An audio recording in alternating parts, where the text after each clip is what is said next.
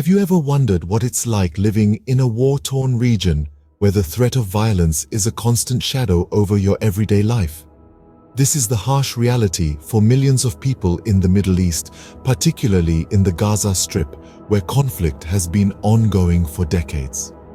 Today, we take a sobering look at the events that unfolded in the Gaza Strip in 2024, focusing on the Israeli military's actions in Rafah city. The year began with Israel indicating a shift in their military focus, having largely concluded major operations in northern Gaza. Instead, they turned their attention towards central and southern areas. The Israeli military had successfully dismantled Hamas's military infrastructure in the north, but at a heavy cost.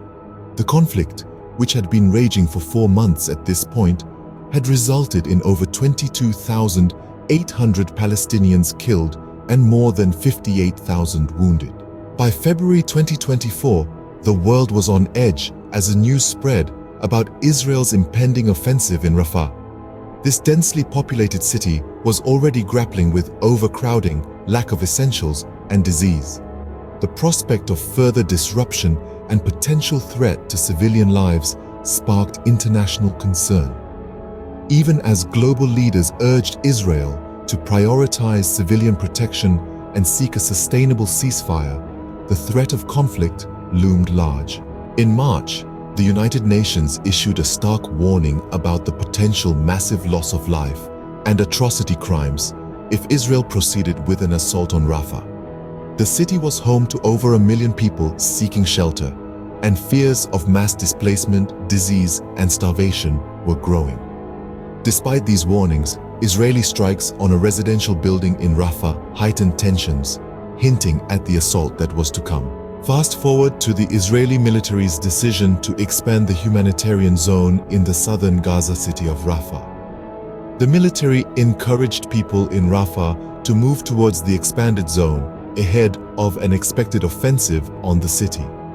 This move was part of a limited-scope operation, not a wide-scale evacuation, which was expected to impact around 100,000 people in eastern Rafah.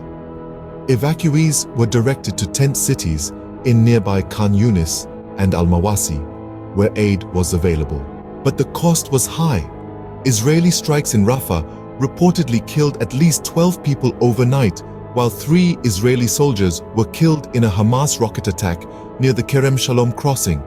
The war, triggered by a Hamas attack on southern Israel in October the previous year, had claimed the lives of about 1,200 people and resulted in 252 hostages, according to Israeli tallies. In conclusion, the conflict in Gaza in 2024 was a fraught and complex situation, characterized by shifting military focus, international concern, and significant loss of life.